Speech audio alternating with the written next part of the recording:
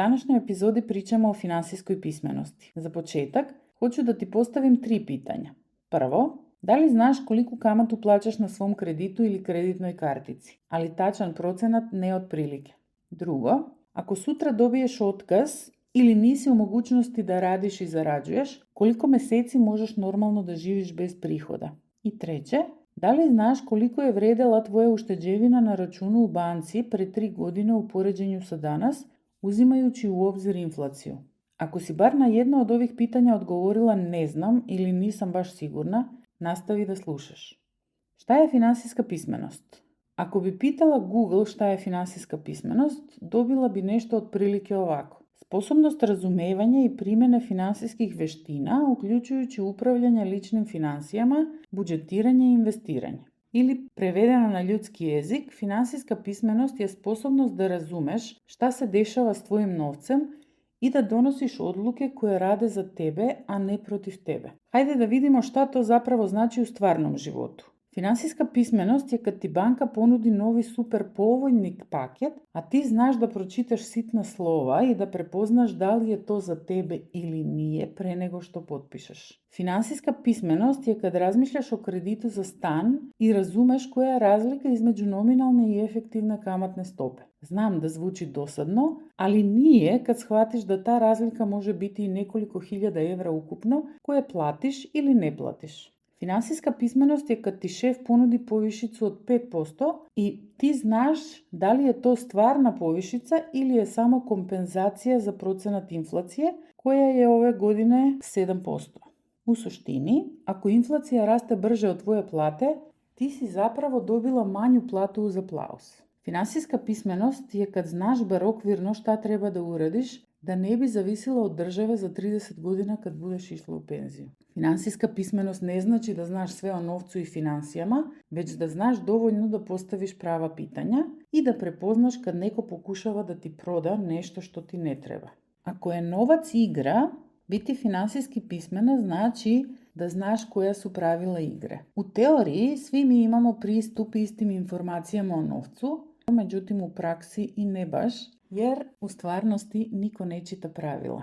Pogotovo ne žene. Sjeti se kada si učila neku novu društvenu igru. Sigurno nisi sela da čitaš uputstva ili pravila, nego te neko vodio kroz igru i kaže ti uzmi karte, baci kocke, pomeri se za toliko mesta i tako dalje. I tako ti igraš, trudiš se i ponekad pobeđuješ, uglavnom gubiš, jer prvo nemaš cilj igre, ne znaš do kraja pravila i ono što je ključno, nemaš strategiju. Jer samo zato što svi imamo pristup pravilima ili možda znamo pravila, ne znači da svi imamo pristup dobroj strategiji. Sam pristup pravilima nije dovoljan, jer ako igraš sa nekim ko zna pravila i ima dobru strategiju i on ti pokaže svoju strategiju, način razmišljanja, kako se nosi sa emocijama dok igra traje, on može da te nauči ne samo pravilima, već i tome koja pravila su bitna i kako da ih iskoristiš u svoju korist. Kako to izgleda za sve nas na Balkanu žene kad je novac u pitanju. Neke žene su odrasle u porodicama gde se o novcu otvoreno razgovaralo, gde su videle roditelje kako štede, pregovaraju i ulažu novac i tako su naučili vrednost novca i kako se njima upravlja pre nego što su krenuli da zarađuju sopstveni novac. Njima je neko dao strategiju veoma rano i napravio im je veliku uslugu. Za većinu nas pravila i strategije nije bilo, odnosno dobili smo većina nas pogrešna pravila, da treba samo da štedimo, da manje trošimo, da ne budemo pohlepne, a deo pravila uopšte je bio izostavljen. Strategije skoro i da nije bilo, a iako je bila je pogrešna i totalno neupotrebljiva za nas ili za vreme u kojem mi živimo. I to je razlog zašto sada, kada imamo izbor, možda možemo da pročitamo pravila i da razumemo igru, ali ključno je da napravimo svoju strategiju koja je prilagođena našim životima, našim ciljevima i našoj trenutnoj situaciji. Jer ako ne naučimo pravila, ako ne razumemo igru, ne samo što gubimo novac, dobijamo i nešto drugo što plaćamo veoma skupo, a to je plaćamo vremenom, plaćamo zdravljem, plaćamo emocijama i plaćamo samopouzdanjem. Na prvom mjestu, naravno, da neznanje nas košta novac. Međutim, ono što je jako bitno, a retko ko spominje, je da plaćamo vremenom, jer sjeti se samo koliko sati si provela brinući da li ćeš dovoljno da zaradiš ovaj mjesec i kako ćeš da pokriješ sve troškove. Postoji istraživanje koje pokazuje da financijski stres bukvalno smanjuje kognitivne kapacitete.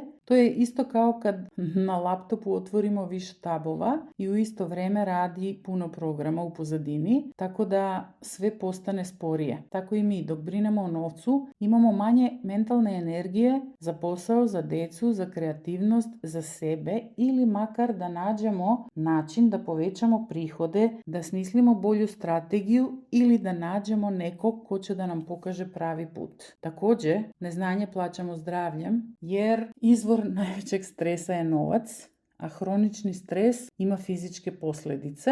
Stres izaziva nesanicu, povišeni kortizol koji svakako da utiče na naše zdravlje i sve to traje mjesecima, godinama, a naše telo i naše zdravlje plaća cenu. Također, neznanje, kad je novac u pitanju, plaćamo emocijama, osjećajem krivice, srama, straha, nesigurnošću, financijskom anksioznošću koja troši ogromnu količinu našeg emotivnog kapitala koji bi mogli da uložimo negdje drugdje i mnogo pametnije i korisnije ga iskoristili. A na kraju krajeva sve to utiče na naše samopouzdanje, jer svaki put kad neko pomene bilo koju temu vezano za novac, a mi promenimo temu ili nas preplavi sram, strah, nedovoljnost ili nezadovoljstvo, naše samopouzdanje se smanjuje. Smanjuje se naše samopouzdanje kad nam drugarica kaže da je krenula da investira i već je ostvarila određeni prinos od svojih investicija, a mi osjećamo da zaostajemo, da smo glupe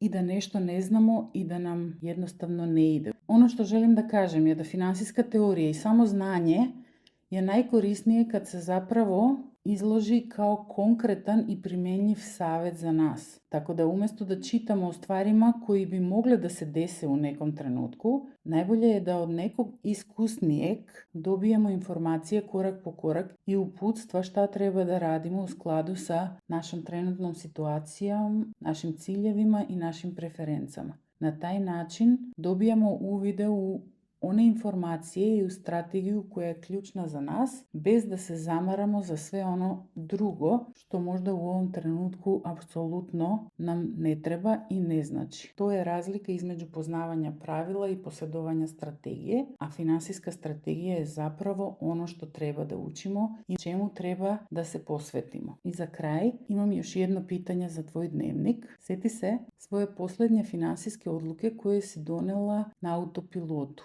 Ne mora da bude neka velika odluka. Možda si odlučila da ne pogledaš stanje na računu jer bolje da ne znaš. Zapiši koja je bila ta odluka i odgovori da li bi je donela isto kad bi znala pravila igre i imala bi konkretnu strategiju. Možda da, možda ne. Poenta nije da krivimo sebe zbog prošlih odluka.